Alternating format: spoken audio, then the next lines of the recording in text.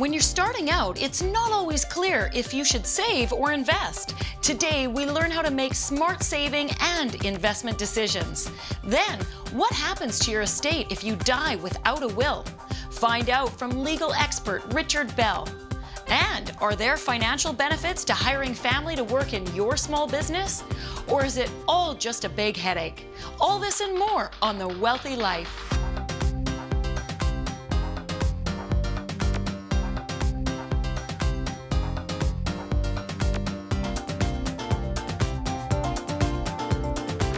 Is it a good idea to hire family to work in a small business? I think if he's has a talent and there's a skill for it, why not? That could be a tricky one, actually. As long as communication is really good and everyone understands what the goals of the family business are and everyone can work towards those goals, then you bet it can be a lot of fun. Only if there's clear lines of communication and clear lines of authority who's making the decisions, and that there's an understanding that it's performance-based, and that if you're not performing, that whoever's in charge has the right to let you go.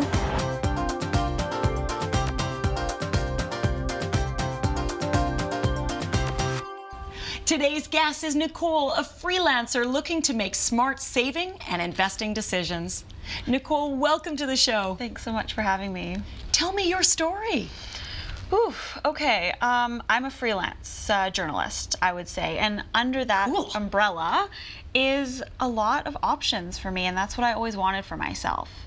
So basically what that means is, for the most part, I get to make my own schedule, which is something I always wanted, and I get to spend my life writing and telling stories and finding interesting projects to work on a daily basis.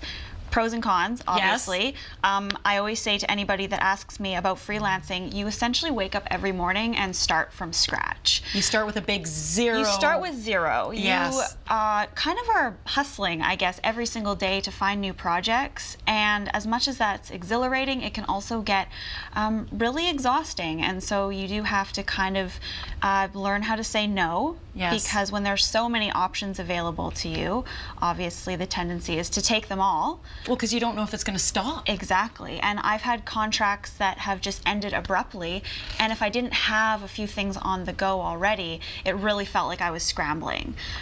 So I would say my main jobs as a freelancer, I work for CTV Vancouver. I do hosting and producing with them. I work for the UN Women Advisory Committee as a PR media consultant. So I help get the word out about the things that we're doing in Vancouver on behalf of UN Women. I work at Jelly Marketing as a PR consultant as well. And then besides that, I just write articles in my spare time, which, believe it or not, I do actually have. It sounds busy. What is your favorite thing to write about? I love speaking to everyday people who are just extremely passionate about sometimes what could seem like the most random things. I think one of my favorite interviews that I've ever done was with a pinball wizard, I'll call him. He had autism, but he had won all these pinball championships because he was able to just zero in and focus so intently. And I actually interviewed him at one of the very few bars in Vancouver that have pinball machines. Yes. And so he was playing pinball as I was talking to him, and he just opened up on such a deep level. And I just love speaking to people that care about what they do, and that could just be something as simple as pinball. Wow, and to see that other side. Yeah. And does it ever scare you that you may not have a paycheck coming in one day? Oh, that is the big question. Or do you just not think about it? I think about it all the time, but there's a difference between me being aware of it and me being worried about it. Yes. So I choose every day not to be worried about the lifestyle that I have chosen, but to be very aware about each decision that I make and really see my time as more valuable. So I really base the projects that I choose on, one, whether or not I'm passionate about it, and two, how much time it's going to take me. Not necessarily a dollar figure, but is it going to take me 2 weeks to finish this? Is it going to take me a couple of days? And that's how I kind of calibrate and prioritize which projects I say yes or no to. And then do you put some money away in savings for the rainy day? Like, do you have a slush fund in case you go through a period where you can't work? What if you were ill? I think what I definitely do is, like I said, I always have wheels in motion. So Yes. I always have multiple projects that I'm working on, anticipating that one could end at any given time. I would say last year I was probably making the most that I have as a freelancer. I felt like my worth and my skill and my experience finally all aligned, and I was Right. getting paid what I wanted. 3 months later, 3 contracts ended abruptly for different reasons. Yeah. And I was kind of stuck all of a sudden living a lifestyle that I really liked to having to hustle and scrounge again, what felt like. And so I learned a really important thing last year, Good. which was that I always have to live within not my means, but what will happen if I was to make the bare minimum. Yes. What does my life look like then? And everything else is a perk. Well, you sounds like you got a good handle already. What's your big question for me today? Really, Sybil, my big question is, how do I save and where do I start? That's the big thing as a freelancer is, how do I actually put a plan in place that's going to help me be successful in the future? Well, you've come to the right spot. Don't go away. Find out what Nicole should do after the break.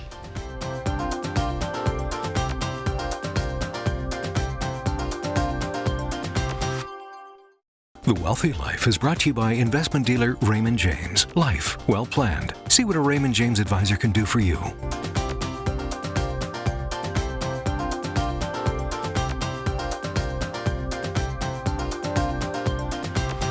Welcome back. We're here with Nicole to answer her question of how much should she save and how should she invest it?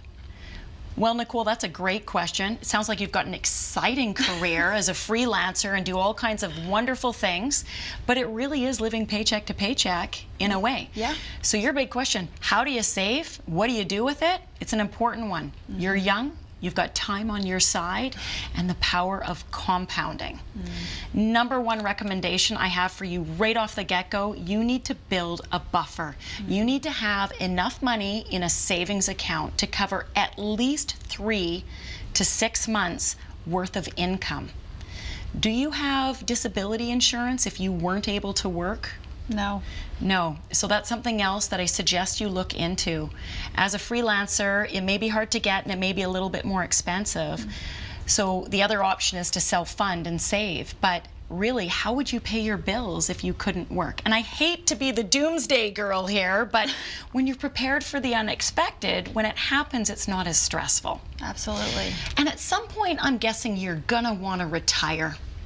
It would be nice. Okay. And even if retirement's a dirty word and you still freelance until you're 102 and then drop dead, it'd be nice to get to a point where you can retire and then you're working because you love it, not because you have to. Let's pretend you're retired right now. Okay. What? I can get into that. All right. What do you need per month to live on? What would you like? Realistic. Okay. Bare minimum, I would say $3,000. Okay. But I would prefer 6. Okay. So in order to generate $6,000 per month, which is $72,000 a year, I'm going to jump ahead 30 years. Okay. Okay. In order to generate that, you need to save ballpark about $1.5 million to generate that kind of income. In order to do that, if you invest wisely and start saving today $1,300 every single month, you'll get there. Now your bare minimum of $3,000, it's half that. So you need to save about $750,000. That sounds crazy, but if you start saving about $650 a month right now, you could get there. The rate of return, I'm assuming, is a middle-of-the-road 5% average rate of return. Now, when it comes to investing, there's low, medium, and high-risk investments. I would suggest, because you have time on your side, sit down with a financial advisor to go through all your options, but maybe even just a diversified, balanced portfolio will help you meet your goals. Okay. Does that sound doable or scary? A little bit of both, to be honest. I like how you keep saying time's on my side. That's very encouraging. And investing in the stock market and looking at a diversified portfolio is something I've actually been really interested in, especially as I'm 26, but 30 is kind of looming, and it feels like I should really have my life together by then. Then you will. So just get started, invest your money, and you'll be set for life. Thanks for coming on the show. Thank you. Stay tuned. Learn what it means to die without a will and how to avoid it when we return.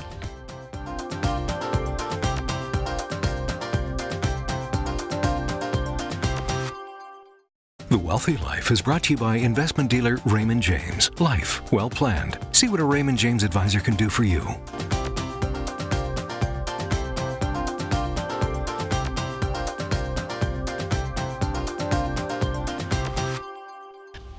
With us today is Richard Bell, a lawyer with experience in wills and estate planning. Richard, welcome to the show today. Thank you very much, Sybil. Tell me a little bit about your background. Well, I actually started my career in marketing research. My family had always thought I would become a lawyer. Needless to say, you reject what your family is advising you to do. So I went into marketing research. And as it turned out, one of my colleagues in the field of research, her husband was a lawyer. And so he met with me, we met socially, and then at one point he said, you know, Richard, you really should go just write the exam. Write the exam. Wrote the exam, the rest is history. I've been practicing now for almost 30 years. Wow, so you listen to your friend, not your parents. Exactly. I think most children are like that. But you got to try things on your own first. Exactly. I get it. So you specialize, or not specialize, but do a lot of work with wills and estate planning. It's a big part of my practice. Do many people have wills? Yeah, we've actually done some research with our clients, and as it turns out, only about 50% of the adult population have wills. And it gets a little worse when you look at some of the other documents, but that's really the key. Half the population does not have wills, and they certainly should. So what happens if you die without a will? Well, Sybil, there's, the government decides who's going to get what, and in many instances, that's not what you would want. Plus, there's some really sort of sad stories that can result, and we see these in my practice. One of the real sad ones was a young couple, a young child. Husband unfortunately got diagnosed with a fairly aggressive form of cancer. The wife, and he wanted to get a will done. The wife said, no, we're going to beat this, which is understandable. Oh, no. The sad result, though, is he passed away without a will, and there was a young child. So now the surviving spouse has to deal with the public guardian and trustee, because a portion of the estate now has to be held in trust for the minor child. Oh, so dear. certainly not the result you would want to see. Other situations where both parents pass away, you could have a child getting control of millions of dollars at the age of 19. Oh, and that, most parents would say that's probably not a good idea. Especially when the child at 19, if you lose both your parents, you don't even know where to turn. You're grieving, you're mourning. You haven't had life experience in managing money. It's a scary thing. And you know, the concern around this too is if mom and dad owned a piece of real estate in Victoria or Vancouver, we may be talking about millions of dollars. So a 19-year-old child inheriting a significant amount of money, you worry about what is that path for that child in the future. Yes. Perhaps lots of good times, lots of new friends, but perhaps the wrong path. And who's really your friends? Because all of a sudden you've got millions of dollars. People pop out of the woodwork for that. So those are just a couple of examples of where things go really wrong. And you know, you may not want to share your estate with your siblings if both you and your spouse pass away. And you clearly want to make sure there's trust provisions for children. When I first started practicing, we'd create trusts for children. They would have access to one half of the funds at 19, the other half at 25. Given the amount of wealth that's out there now, we've moved that to 25 and 30 and perhaps even to 35, because we know most kids aren't getting married till they're in their 30s, starting families late. So it really is a different time from when a planning yeah, perspective, yeah. and you want to think of these things. Yeah. You know, I don't understand it. We all die. We know we're going to die. So That's right. you need to have a will. Everybody should have a will, unless you want somebody else to take control of what happens. Yeah. Now, some people say they just don't care. I'm dead, who cares? Somebody else can worry about it. Yeah, I often say to clients, it isn't about you. Yes. It's about your family, your loved ones. They are going to go through a tremendous time of stress when you do pass away. Fortunately, they cared about you, and therefore the stress will be there. So really think about them. And it was interesting, the other piece of information that came from our research is the #1 reason for people not getting their wills done. What is that? Procrastination. Really, it's that simple. It's that just they put it simple, off. And unfortunately, men are worse than women. Okay, my husband's like that. He says, I don't want to talk about it. Just do what needs to be done. Whenever I have a couple in, I ignore the man and I talk to the wife. Yes. And she's the one who takes responsibility for ensuring this is done. So what you're saying is you want something done, give it to a woman to do? I'm not quite there yet. I'm very close when it comes to certain things. Yeah, no, it is just absolutely so critical. And people don't understand the impact of not having a will, both as we were just talking about in terms of the emotional impact, but also the distribution certainly, in most instances, will not end up what you would want to have, particularly in a family situation. Similarly, let's say you have a disabled child. Yes. And you haven't done a will. Yes. And that disabled child's receiving benefits. There's a potential that the child will lose their benefits if the parents have passed away. So again, every will should plan for some potential beneficiary to be disabled. We had a situation where mom's will said, so she did a will, yes, give to my son. If my son predeceases, give to my grandchildren. Son had predeceased, grandchild was disabled. Oh. So her disability benefits were at risk. Right, and so that all has to come into play. What are some of the things that should be included in a will? And how do you deal with situations where you don't want to distribute it evenly to all family members? Yeah, there are scenarios where you may have the black sheep in the family. Yes. And there's what's called wills variation provisions in our legislation, where the concept is to treat your children and spouse fairly. So there are some mechanisms where you truly have that black sheep, where you are concerned perhaps about drug abuse, for example. Yes. So there are a couple of scenarios, a couple of structures that you can deal with to avoid the wills variation. And that's a bit more complex, so all I suggest to folks is that make sure you talk to a professional advisor who really spends a lot of their time in this area of the practice.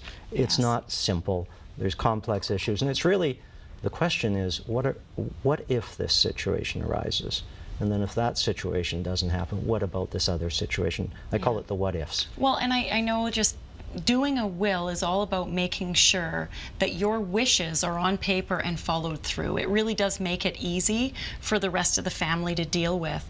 But all of those what if scenarios can cause things to go different ways. Yeah. And they may be in conflict with one another, so you need to make sure you have both an accounting and a legal opinion to look at everything involved. One of the other ones is that for those people that have done their wills, they do need to review them. Yes. One of my favorite times is dealing with an older couple, and I always ask the question, well, is your daughter-in-law in the will if something happens to your son? Yes. They never seem to be too worried about the son-in-law, but the daughter-in-law is important. Most wills will say, give to my child, if my child predeceases, give to my grandchild. Yes. Well, you're sitting there, you're 85 years old, you love your daughter-in-law. Yes. You really don't realize that she's not going to inherit anything if I'm mom going to have to talk to my in-laws about that. Yeah, that's right. It's always the daughter-in-law. As I say, no one seems to be concerned about the son-in-law. No. Well, Richard, this has been very interesting. And I know as people put their thoughts together in their will, something else that goes with the will is all the other information, like who's the accountant, who's the lawyer, what are your passwords for your computer. So one of the things that we've done is we've put together an estate planning reference guide, and I strongly suggest that people fill these out with all the pertinent information so that they have this with their will. When the time comes, the executor will know where to find everything. Yeah, that is a big problem, right? It's really important to have that information. I had a father phone me one day. We had done a real estate transaction for his son. Son passed away. Dad phones me. Can you tell me anything about my son? Where does he bank? Help. Help, exactly. Well, this would answer the question. Exactly. Richard, thank you so much for being on the show today. It's been great having you here. My pleasure, Sybil. When we return, is it a good idea to hire family in your small business? Find out after the break.